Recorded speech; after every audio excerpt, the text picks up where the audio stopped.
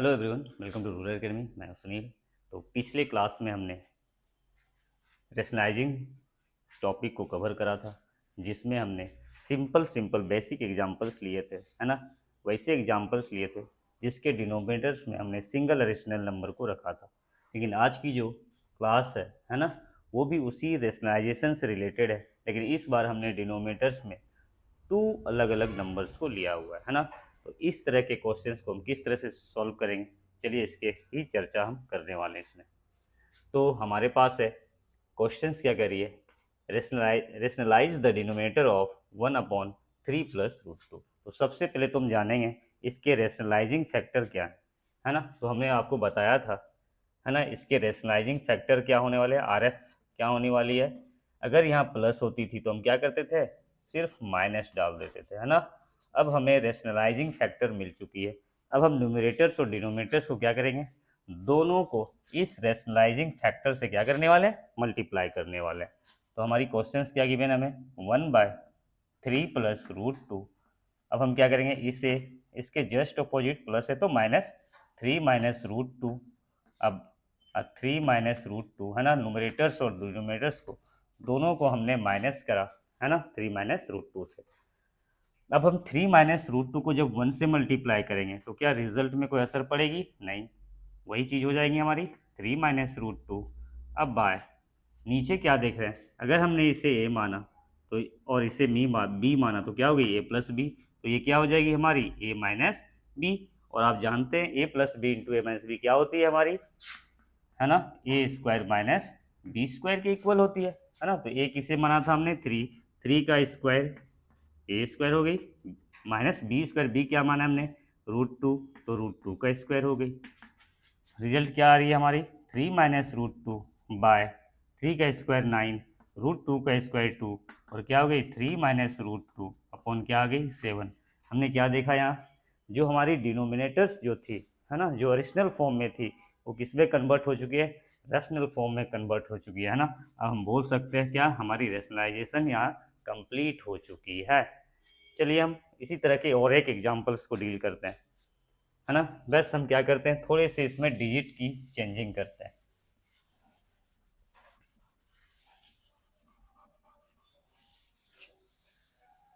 इस बार हमें दी हुई है क्या, 8 + 5 √2, 8 + 5 √2, है ना। क्वेश्चन सेम है, रेशनलाइज द डिनोमिनेटर ऑफ 1/8 + 5 √2। तो सबसे पहले सेम चीज़ें हम इसके रेशनलाइजिंग फैक्टर के पता करेंगे, है ना।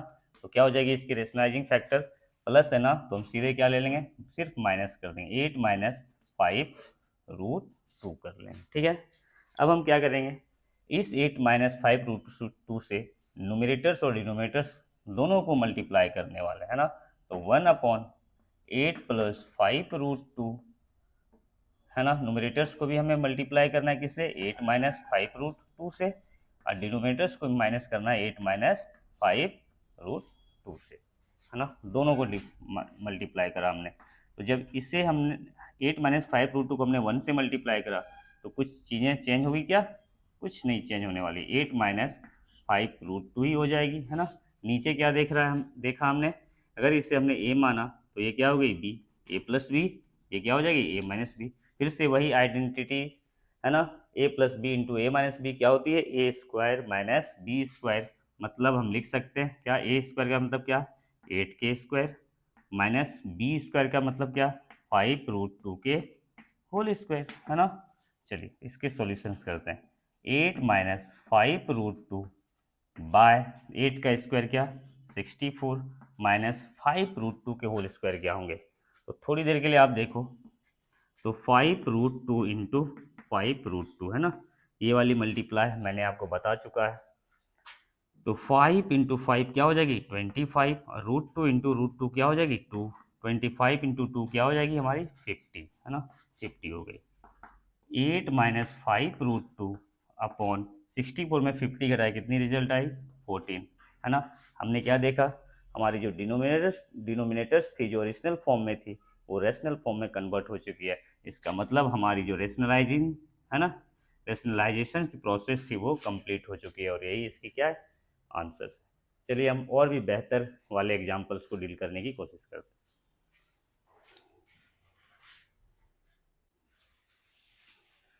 हमारी अगली एग्जाम्पल्स क्या करी है, rationalise the denominator of 6/√5 plus √2, है ना। तो फिर से हम इसके रेशनलाइजिंग फैक्टर क्या पता कर लेते हैं, है ना। रेशनलाइजिंग फैक्टर क्या हो जाएगी इसकी, बाई √5 माइनस क्या हो जाएगी, √2। अब हमें क्या करना है, न्यूमरेटर्स और डिनोमिनेटर्स को दोनों को, है ना, हमें रेशनलाइजिंग फैक्टर से मल्टीप्लाई करनी होती है। तो 6/√5 प्लस √2, है ना, न्यूमरेटर्स और डिनोमिनेटर्स दोनों को मल्टीप्लाई करने हैं हमें।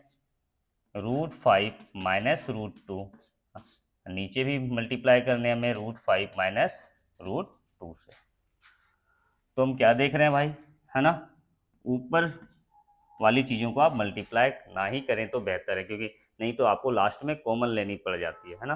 तो आप इसे वैसे ही रहने दें, 6 × √5 माइनस √2 बाय, नीचे क्या देख रहे हैं आप, ये a, तो ये क्या हो गई b, a प्लस बी, तो ये क्या हो जाएगी a minus B, a plus B into M S B. फिर से क्या आइडेंटिटीज आई हमारी, a² माइनस b², √5 के होल स्क्वायर माइनस क्या √2 के होल स्क्वायर। रिजल्ट क्या आई, 6 × √5 माइनस √2 अपॉन क्या, √5 के स्क्वायर 5, √2 के स्क्वायर 2, 6 √5 माइनस √2 अपॉन क्या 3, है ना, 3 2 जा 6। तो रिजल्ट क्या आई, 2 × √5 माइनस √2, और यही इसकी क्या हो गई, करेक्ट आंसर हो गई।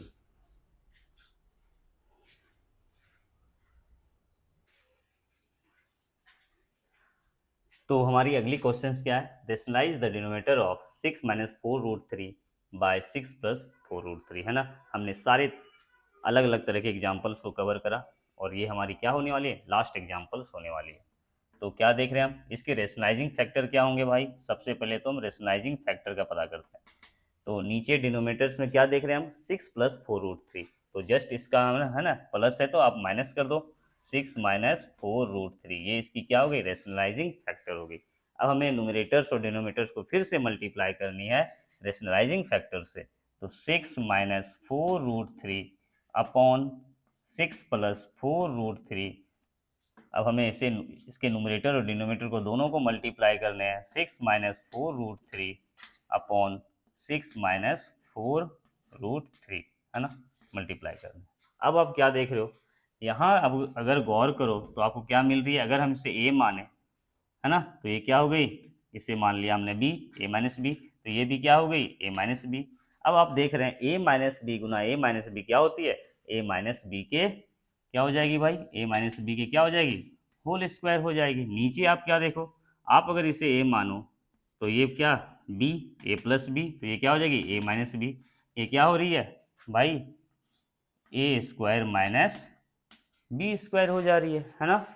तो चलिए हम इसी आइडेंटिटीज को फॉलो करते हैं। तो a plus a minus B के होल स्क्वायर क्या होती है भाई, a² plus b² minus 2ab, है ना। चलिए a², a क्या है हमारी 6, तो 6 का स्क्वायर क्या हो गई 36, प्लस b², b क्या है हमारी 4√3, तो 4√3 के स्क्वायर क्या हो जाएंगे आप देख लो, 4√3 इंटू 4√3, 4 इंटू 4 16, √3 इंटू √3 3, 16 इंटू 3 48, क्या हो जाएगी 48। तो a² plus b² minus 2ab, minus 2 into a क्या हमने माना है 6 इंटू बी क्या माना है हमने 4√3 bye a² minus b²। a² क्या है, a क्या माना है 36, 6 माना है, तो 6 का स्क्वायर क्या हो गई 36, माइनस b², b क्या माना है हमने 4√3, तो 4√3 के स्क्वायर कितने आए थे हमारे, है ना 48, तो माइनस क्या हो गई 48। अब आप क्या देख रहे हो भाई, चलिए यहाँ से इन दोनों को जोड़ा, 8 6 14 और 4 3 7, 1 8, 84 माइनस 6 दूनी 12, अब 12 48 कितनी आ गई 48√3 बाय, नीचे इन दोनों को माइनस करा हमने तो क्या मिल रही है, 48 में 36 को घटाया तो ये 2 और ये क्या 12, क्या मिल रही है हमें -12। अब आप देख रहे हो क्या, नीचे माइनस छिपी हुई है, नीचे माइनस के साइन दिख रहा है, तो माइनस के साइन कभी भी डिनोमिनेटर्स में होते नहीं है, तो इस साइन को हमें ऊपर ले जाना है, तो हम क्या करेंगे, ऊपर नीचे माइनस से मल्टीप्लाई करने वाले हैं। तो इससे भी हमने माइनस से मल्टीप्लाई करा, नीचे भी हमने माइनस से मल्टीप्लाई करा, तो रिजल्ट क्या आ रही है भाई, -84 और प्लस क्या 48√3 बाय नीचे माइनस माइनस क्या हो जा रही है हमारी, प्लस हो जा रही है। अब हम क्या कर सकते हैं भाई, इसे अरेंज कर सकते हैं, हम लिख सकते हैं 48√3 -84 अपॉन क्या 12। अब आप यहाँ से कुछ कॉमन ले लो, हम क्या करें 12 को कॉमन ले लेते हैं, तो जब हम 12 को कॉमन लेंगे तो क्या मिलेगी इधर 4√3 बरचौक 48√3 हो गई ना, तो 4√3 माइनस 7 बरसती 84 होती है, तो 7 अब बाय किधर क्या 12 कैंसिल आउट हो गए और रिजल्ट क्या आ गई 4√3 माइनस 7, और यही इसकी क्या है करेक्ट आंसर होने वाली है। तो आज के लिए बस इतना ही है ना, हमने पूरे अलग अलग तरह के क्वेश्चंस रेशनलाइजेशन से रिलेटेड अलग अलग क्वेश्चंस हमने कवर करी। आई थिंक सारी चीज़ें आपको समझ में आई होगी। तो मिलते हैं हम अगले वीडियो में एक नए टॉपिक के साथ। Thank you.